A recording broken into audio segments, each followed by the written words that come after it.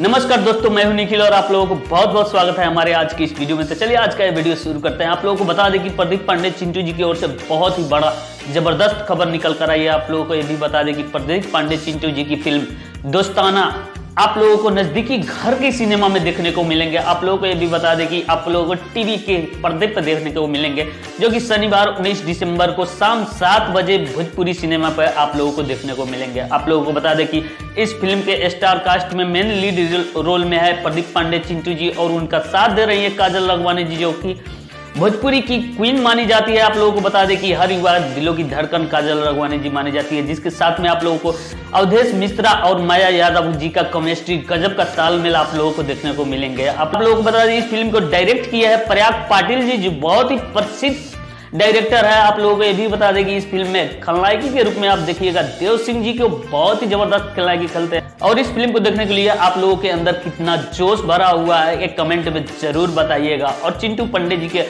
आने वाली फिल्मों के बारे में हम पूरी जानकारी आप लोगों को देते ही रहेंगे। तो ऐसे ही भोजपुरी की छोटी बड़ी खबरों के लिए चैनल को जरूर सब्सक्राइब करें और चलते चलते वीडियो को लाइक भी कर दें। जय हिंद, वंदे मातरम।